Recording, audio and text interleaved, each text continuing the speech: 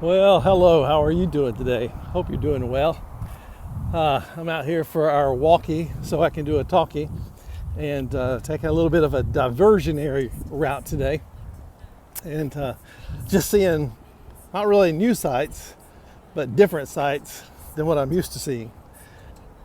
And we have been talking this week about living on purpose and living by purpose. And it brought me to remember a lyric that I heard years ago and I've used many times. And here's the one phrase that really kind of makes a difference and sticks with me in this. It says, "You were born to make manifest the glory of God within you." So if we are born to make manifest the glory of God, what does that mean? It means that something's on the inside of us. You know, Paul wrote a letter to followers of Jesus in Rome. Excuse me for the breeze. And he said this, he says, "The whole creation groans, waiting for the manifestation of the children of God, the sons of God." And that tells me that the world's hope, you can say, well, our hope is in God, and it is, but God is in us. So the hope of the world is for God to show up, and God shows up through His humans, His creation. And so I just want to encourage you today that as you go into a new week next week, as you go into a weekend this weekend, think about this. What are the dreams? What are the ideas?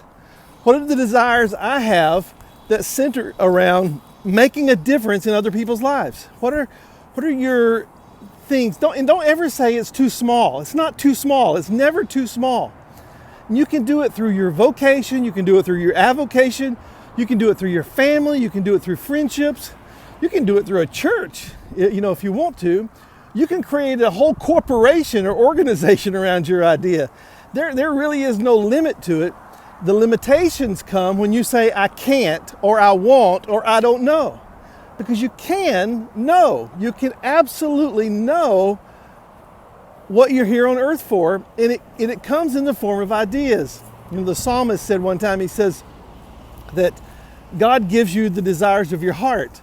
Some people interpret that it means God fulfills all of your wishes. It doesn't. It means this, that God gives you the desires to make a difference.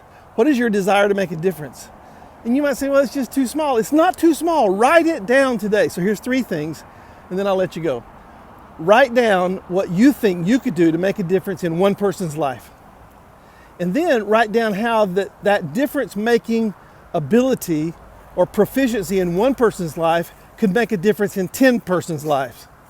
And then say, what's your first step toward it? What's the first thing you're going to do? You don't have to have the whole plan. Just what's the very first thing you're going to do? And then next week, go do it for that one person. And when that's successful, then begin to duplicate it 10 more times or 9 more times. See what happens. And I promise you, something will begin to pick up steam in your life, and you'll begin to see the hope that you are to the world. Even if your world is 1 person or 10 people or 100 people or 1,000 people, don't get to the end of your life and regret what you haven't done. Never regret what you haven't done. You can regret what you have done, but you can't regret what you haven't done.